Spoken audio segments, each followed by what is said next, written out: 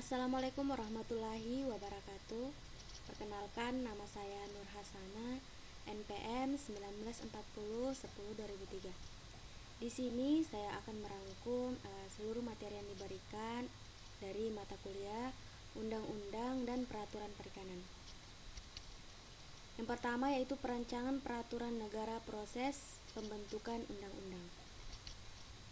Proses pembentukan undang-undang, pasal 1 angka 1 Undang-Undang Nomor 12 Tahun 2011, yaitu pembentukan peraturan perundang-undangan, pembuatan peraturan perundang-undangan yang mencangkup tahapan perencanaan, penyusunan, pembahasan, pengesahan atau penetapan dan pengundangan. Kemudian RUU dapat berasal dari yang pertama yaitu pemerintah pasal 5 ayat 1, DPR pasal 20 ayat 1, anggota DPR pasal 21, DPD pasal 22 tahun 1945. Kemudian dasar hukum yang pertama, Undang-Undang Nomor 12 tahun 2011 tentang pembentukan peraturan perundang-undangan. Kemudian yang kedua, Peraturan Presiden Nomor 61 Tahun 2005 tentang tata cara penyusunan dan pengelolaan program legislasi nasional. Yang ketiga, Peraturan Presiden Nomor 68 Tahun 2005 tentang tata cara mempersiapkan rancangan undang-undang, rancangan peraturan pemerintah, pengganti undang-undang, rancangan peraturan pemerintah dan rancangan peraturan presiden, dan juga Peraturan DPR Republik Indonesia Nomor 1 Tahun 2009 tentang tata tertib. Yang keempat yaitu Peraturan Presiden Nomor 1 Tahun 2007 tentang pengesahan, pengundangan, penyebarluasan, pengaturan perundang-undangan. Yang kedua yaitu Sejarah Peraturan Perikanan di Indonesia. Peranan hukum laut dalam kedaulatan Republik Indonesia. Laut Indonesia pada awalnya diatur berdasarkan ordonansi pada tahun 1939 tentang wilayah laut dan lingkungan maritim yang menetapkan laut teritorial yang selebar 3 mili yang merupakan hukum laut warisan Hindia Belanda.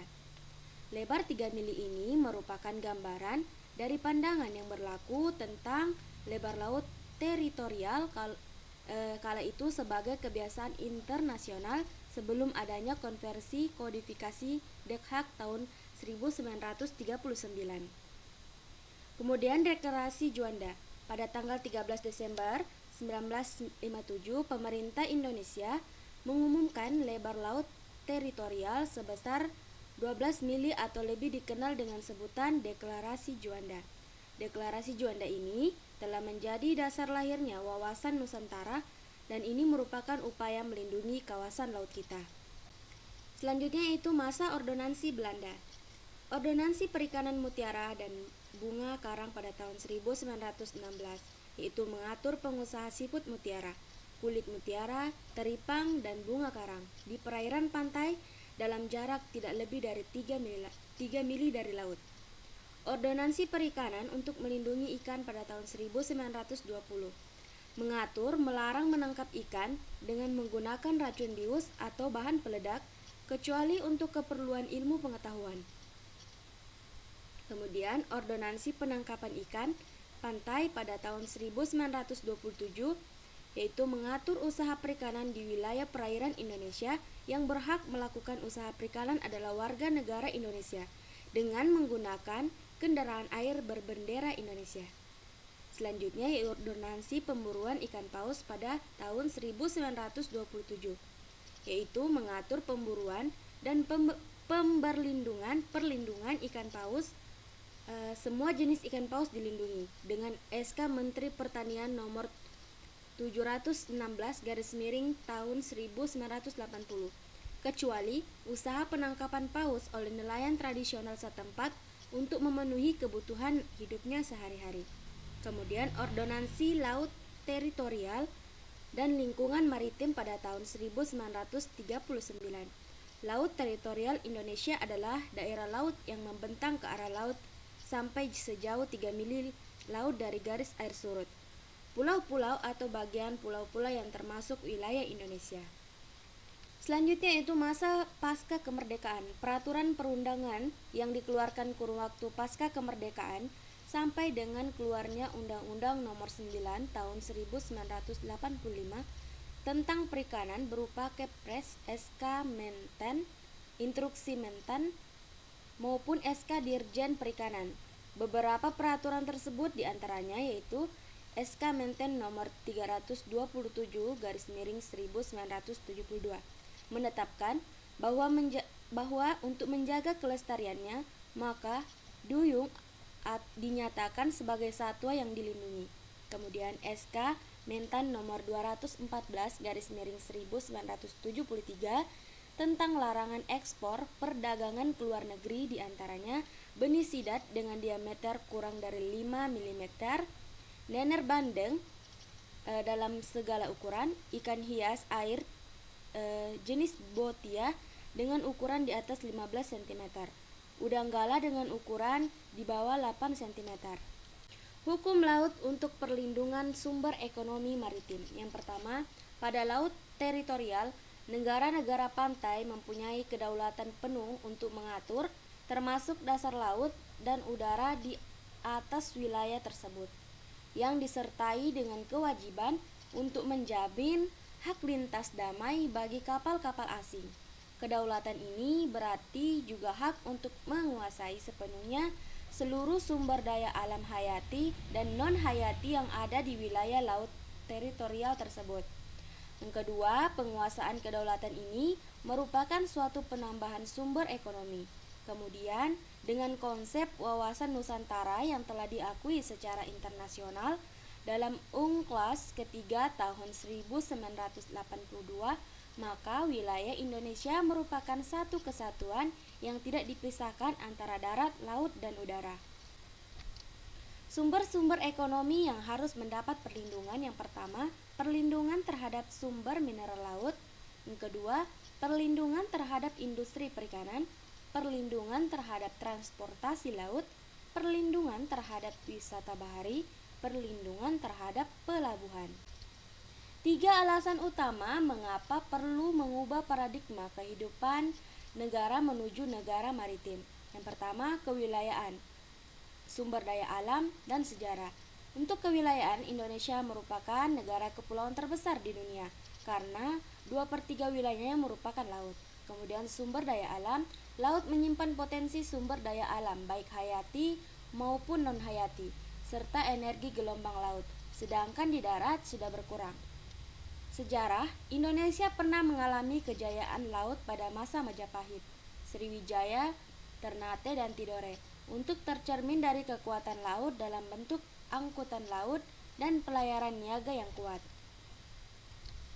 Selanjutnya yaitu dinamika hukum perikanan Indonesia.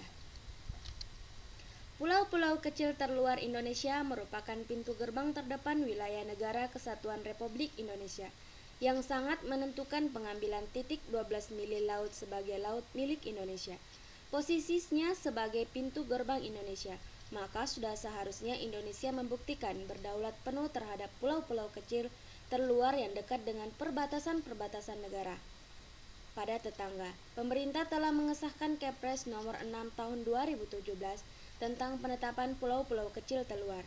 Penetapan pulau ini untuk mencegah isu okupasi atau klaim kepemilikan pulau oleh warga negara lain sebagaimana amanat Undang-Undang Nomor 27 Tahun 2007 tentang pengelolaan wilayah pesisir dan pulau-pulau kecil, yaitu pada pemanfaatan PPKT dilakukan oleh pemerintah bersama-sama dengan pemerintah daerah dalam upaya menjaga kedaulatan negara Kesatuan Republik Indonesia.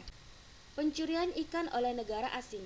Potensi lestari sumber daya ikan laut Indonesia sebesar 6,5 juta ton per tahun, tersebar di perairan wilayah Indonesia dan perairan zona ekonomi eksklusif di Indonesia, yang terbagi dalam 9 wilayah perairan utama Indonesia. Dari seluruh potensi sumber daya tersebut, guna menjaga keberlanjutan stok ikan, jumlah tangkapan yang diperoleh sebesar 5,12 juta ton per tahun. Di wilayah perairan laut Indonesia terdapat beberapa jenis ikan bernilai ekonomis tinggi, antara lain tuna, cakalang, udang, tongkol, tenggiri, kakap, cumi-cumi, ikan-ikan karang, seperti kerapu, baronang, udang barong atau lobster, ikan hias, dan kekerangan termasuk rumput laut. Besarnya potensi perikanan Indonesia tersebut mengakibatkan nelayan-nelayan dari negara-negara yang berbatasan langsung dengan Laut Indonesia berupaya menangkap ikan di perairan Indonesia, terutama di zona ekonomi eksklusif Indonesia. Penyeludupan ikan.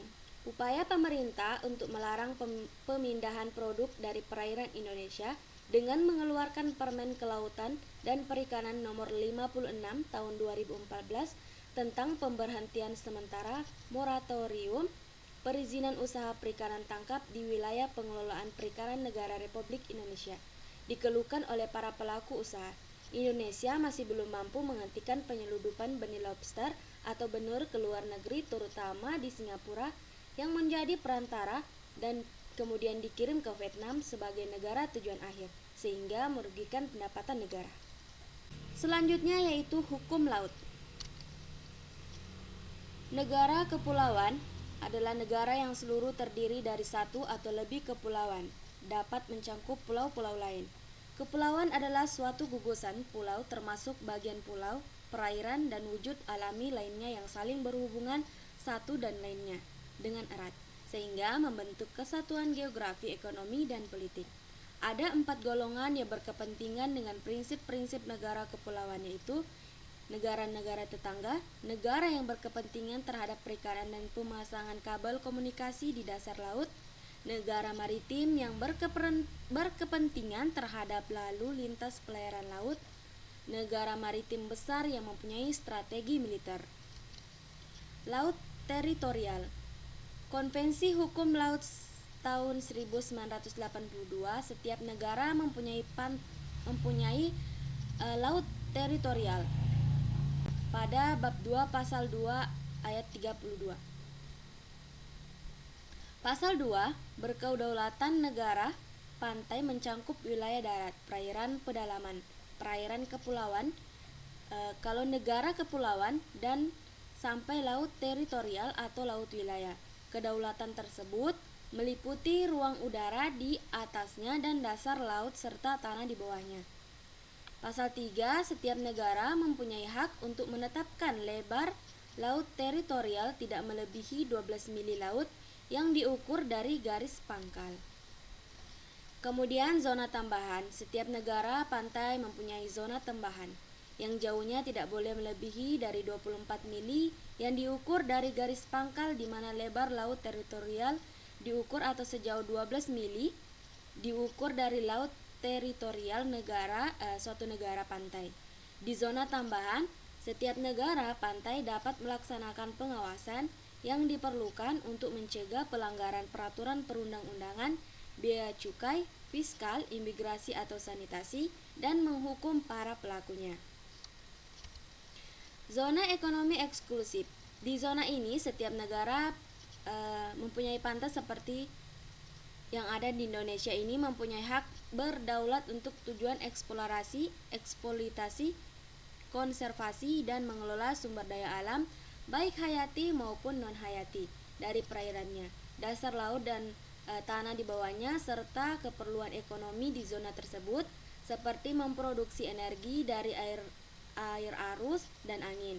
Di zona ekonomi eksklusif, semua negara, baik negara pantai maupun tidak berpantai, mempunyai hak kebebasan pelayaran dan penerbangan, kebebasan memasang kabel dan pipa bawah laut, dan penggunaan sah lainnya. Selanjutnya yaitu pola distribusi urusan pemerintah daerah pasca berlakunya Undang-Undang Nomor 23 Tahun 2014 tentang pemerintah daerah.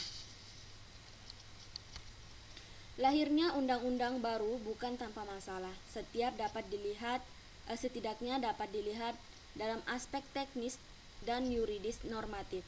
Beberapa persoalan tersebut yaitu kerancuan dalam beberapa pasal yang mengatur mengenai pembagian urusan pemerintah kepada daerah, adanya urusan wajib bagi daerah tersebut namun tidak terkait dengan pelayanan publik, dan diberikannya urusan pilihan kepada daerah, namun sifatnya wajib. Oleh karena itu, salah satu upaya yang diperkirakan dapat dilakukan adalah dengan segera mengubah ketentuan undang-undang tersebut agar tidak terjadi lagi kerancuan serta dengan segera menyesuaikan beragam peraturan pelaksanaan yang masih berlaku sejak Undang-Undang Nomor 32/2004. Bentuk-bentuk dari desentralisasi dapat dibedakan menjadi 3, yaitu desentralisasi melalui dekonsentrasi, desentralisasi melalui pendelegasian, desentralisasi melalui devolusi. Pola pembagian urusan pemerintah dan kendalanya. Pembagian urusan pemerintah tersebut didasarkan pada pemikiran bahwa selalu terdapat berbagai urusan pemerintah yang sepenuhnya atau tetap menjadi kewenangan pemerintah pusat. Urusan pemerintah tersebut menyangkut terjaminnya kelangsungan hidup bangsa dan negara secara keseluruhan. Dalam melaksanakan beragam urusan pemerintah tersebut, kepada daerah diberikan 2 jenis urusan, yaitu urusan wajib dan urusan pilihan. Dalam Undang-Undang Nomor 32/Tahun 2004, pembagian urusan masih menggunakan sifat yang seragam antara pemerintah provinsi dan pemerintah kabupaten atau kota. Pelaksanaan desentralisasi membawa kemanfaatan bagi masyarakat di daerah dan memberikan ruang gerak yang lebih leluasa kepada daerah untuk melaksanakan tugas dan fungsinya. Meskipun sejumlah persoalan belum benar-benar dapat diselesaikan, seharusnya hal tersebut tidak mengurangi niat pemerintah pusat untuk tetap menjadikan daerah sebagai arena untuk memberikan pelayanan yang sifatnya dasar langsung kepada masyarakat. Selanjutnya yang terakhir yaitu pengembangan nelayan berbasis kearifan lokal, sebuah pendekatan sosio-legal analisis. Kegagalan pembangunan sektor kelautan dan perikanan di masa Orde Baru diakibatkan oleh beberapa hal. Di antaranya adalah pembangunan perikanan yang terlalu sentralistik dan tidak memperhatikan kearifan lokal di daerah. Untuk itu, pengelola perikanan dan wilayah pesisir harus ditekankan pada 2 landasan di atas. Lahirnya Undang-Undang Nomor 32 Tahun 2004 yang diganti dengan Undang-Undang Nomor 23 Tahun 2014 tentang pemerintah daerah telah menegaskan hakikat pengolah sistem pemerintah dari model sentralistik ke desentralisasi yang sebelumnya ditindaklanjuti dengan keluarnya Peraturan Pemerintah Nomor 38 Tahun 2007. Menurut Maizendix dan Knox tahun 2001, sebagaimana dikutip dalam Kartodiharjo 2013, terdapat 2 bentuk devolusi menurut jangkauan kontrol pengguna sumber daya di tingkat lokal, yakni apabila kontrol atas sumber daya ditransfer oleh negara kurang lebih secara keseluruhan, maka ini merupakan kasus devolusi yang mencerminkan bentuk community based resource management. Dan jika pemerintah masih mempertahankan peran besar dalam pengelola sumber daya, namun disertai dengan perluasan peran dari pengguna di tingkat lokal, maka ini kasus devolusi mencerminkan bentuk kolaborasi manajemen atau co-manajemen. Periode pemberdayaan nelayan berbasis kearifan lokal. Perkembangan peraturan perundang-undangan yang mengatur tentang pengolahan perikanan yang dipengaruhi oleh konteks perubahan sistem politik dan ekonomi Indonesia dari masa ke masa. Dalam konteks ini perlu upaya-upaya pemberdayaan sumber dan pemberdayaan nelayan dan pengakuan terhadap hukum adat serta kearifan lokal masyarakat adat tradisional dalam pengelolaan perikanan dan sumber daya pesisir mengalami dinamika perubahan. Pada masa Orde Lama, pemerintah menerbitkan beberapa peraturan perundang-undangan yang bertujuan untuk mengembangkan dan memberdayakan usaha nelayan dan pengelolaan sektor perikanan. Nelayan sebagai subjek pemberdayaan. Dalam Undang-Undang Nomor 27 Tahun 2007 dan Undang-Undang Nomor 1 Tahun 2014 tentang pengelolaan wilayah pesisir dan pulau-pulau kecil dalam butir 32-35 pasal 1 undang-undang di atas diterangkan tentang terminologi masyarakat pesisir yang terdiri atas masyarakat hukum adat, masyarakat lokal dan masyarakat tradisional yang bermukim di wilayah pesisir dan pulau-pulau kecil. Penegasan tersebut terhadap terminologi ini penting kaitannya untuk implementasi strategi-strategi pemberdayaan masyarakat, khususnya pengembangan nelayan berbasis kearifan lokal. Atas dasar undang-undang di atas, maka subjek hukum dari praktek pemberdayaan dan pengembangan nelayan berbasis kearifan lokal di Indonesia harus merujuk pada masyarakat hukum adat serta masyarakat tradisional yang memiliki kelembagaan adat serta kearifan lokal dalam pengelolaan sumber daya perikanan dan sumber daya pesisir lainnya. Strategi pengembangan nelayan. Perumusan strategi pengembangan nelayan, terutama nelayan berbasis kearifan lokal, harus didasarkan pada tantangan dan permasalahan yang dihadapi oleh para nelayan yang merupakan komunitas masyarakat pesisir dan perangkat hukum adat serta kearifan lokal yang dimiliki. Pengembangan nelayan berbasis tradisional fishing right. Salah satunya wacana penting yang kurang mendapat perhatian adalah perlindungan terhadap keberadaan nelayan tradisional yang memanfaatkan hak pemanfaatan sumber perikanan di kawasan perairan negara lain berdasarkan hak tradisional yang melekat pada aktivitas perikanan mereka.